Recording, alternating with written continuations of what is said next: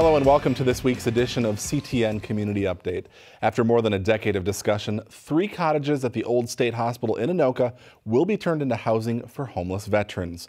On Thursday night, the first fundraiser for the project was held just feet from the historic cottages in Anoka. The county, which owns the buildings, recently came to an agreement to lease the buildings to the city. The city, in turn, plans to sublease to the Eagles Healing Nest out of Sauk Center, a nonprofit group that helps homeless veterans get back on their feet. So when a program is all about vets and all about giving them a safe home, you wind up with a successful program. And we're praying that that same miracle happens in Anoka at these quiet, sad, empty buildings. And so the theme of tonight is turn on the lights for the veterans. So when you drive by, hopefully in 2 months, you'll see lights on in one of the buildings and people living there. The cottages, which are slated to open December 1st, will house up to 66 men, women, and children. But first, they need to be remodeled. If you're interested in volunteering your time or donating money or goods, we have more information on our website, ctncoonrapids.com. Starting Sunday, it will be more expensive to hop on a Metro Transit bus or train. Fares are increasing 25 cents. That means local off-peak bus fares go from $1.75 to $2, and local peak bus fares go from $2.25 to $2.50. On the North Star commuter rail line, a one-way ticket from Coon Rapids to downtown Minneapolis will rise from $3 to $3.25. This year marks the first ever National Rail Safety Week, and the chair of the Metropolitan Council appeared in Coon Rapids this morning to talk about the dangers around crossings and train tracks for motorists and pedestrians. Minnesota is the 7th largest state in the country in terms of railroad infrastructure, so safety is that much more important.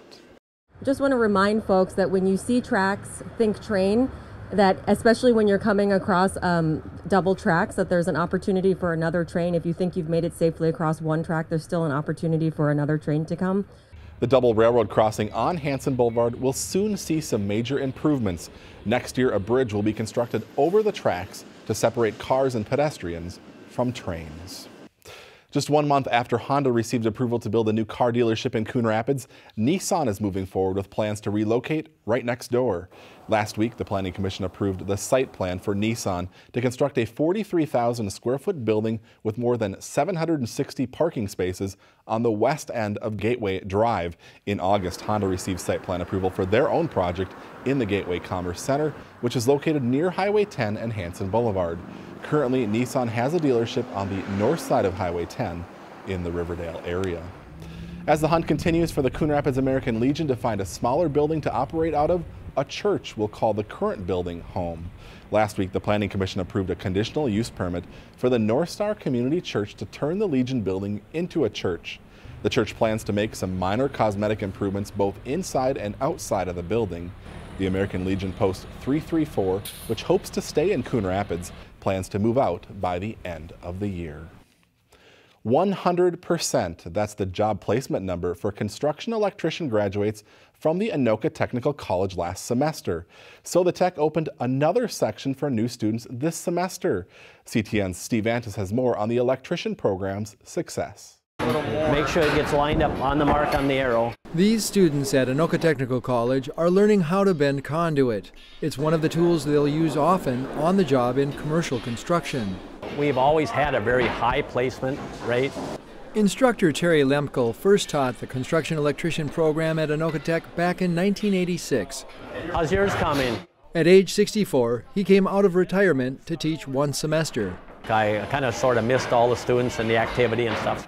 After students complete this course, they're required by the state to work 6,000 hours in the field for 3 years, also called an apprenticeship. And there is a distinct need out there for apprentices in the field simply because, older electricians retiring and more people starting companies. According to the Minnesota Department of Employment and Economic Development, the median wage for electricians was just over $29 an hour, or a little over $60,000 a year. Growth in the number of electricians in the state is expected to increase by over 10.5% through 2024. Back in 1981, Mike Nelson graduated from the Anoka Tech program. Working for CityView Electric, he's hired a number of graduates from the program.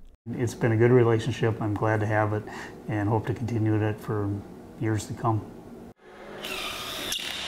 One example is Marty Steiner, a 1996 Anoka Tech graduate and a master electrician working for CityView. Meanwhile, back in class, What you need to know is just be here, be in the seat. We will teach you everything that you need to be a construction electrician. in Anoka, Steve Antis, CTN Community Update. Anoka Tech instructor Terry Lemkel says he'll likely teach this entire academic year and maybe even next year. Next week, the Anoka Technical College will be celebrating 50 years with a special open house on October 5th from 3 to 6 p.m. The event will include historical exhibits, demonstrations in technical trades, self-guided tours, and refreshments. A program with several speakers is planned for 3:30 p.m. YMCAs across the country are opening new welcome centers to help connect newcomers to community resources and build connections. Last weekend, the Emma B. Howe YMCA held a community event as part of the Y's National Welcoming Week, which ran September 15th through the 24th. Activities included food tasting from different countries, educational information about community resources, and a 5-on-5 basketball tournament with prizes. Just standing tall on our platform of being opening and welcoming for all. I think with special events, it catches everybody's eyes. When you have food, it gets even more attention, but we really want to ensure that folks know what the Y is about. It's about community, it's about bringing folks together so that all can thrive. 9 different YMCAs in the Twin Cities participated in Welcoming Week. For the last 3 years, Coon Rapids pet lovers have turned out in full force for the Love My Pet Fair event, bringing their favorite four-legged friend along for a day of interaction, play, and fun. CTN's Jordan Rylance introduces us to some furry friends with talent to spare. When it comes to Hollywood icons, this is Humphrey Bogart.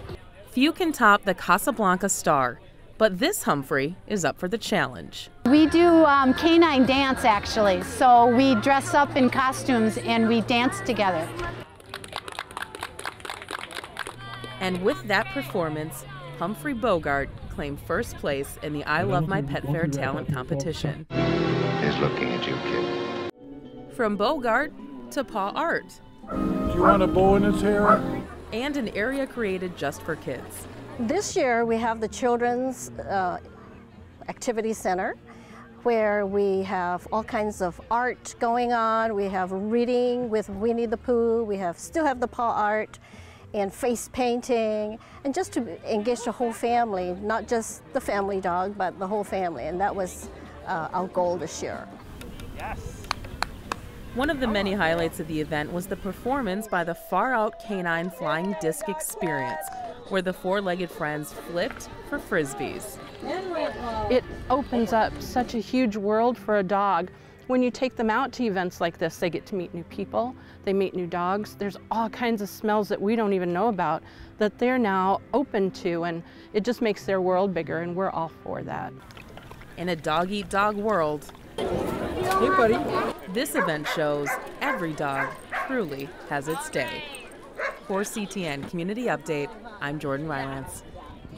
Donations were also collected at the Love My Pet Fair to provide relief for animals in need following Hurricane Harvey. There we go, we got one. Good job, man. Tight end David Morgan II was one of 3 current Vikings players who came out Tuesday night for an 8-station rotation of football skills training with teams from the Coon Rapids Athletic Association. The young football players got to rub shoulders with the likes of wide receiver Jarius Wright and running back C.J. Ham.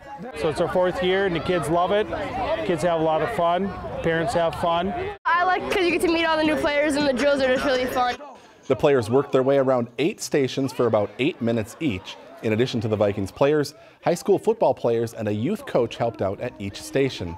And of course, there were a few autographs from the Vikings to make for a memorable night. Pretty cool deal. That's going to do it for us this week. Thanks for watching. We'll see you back here again next week.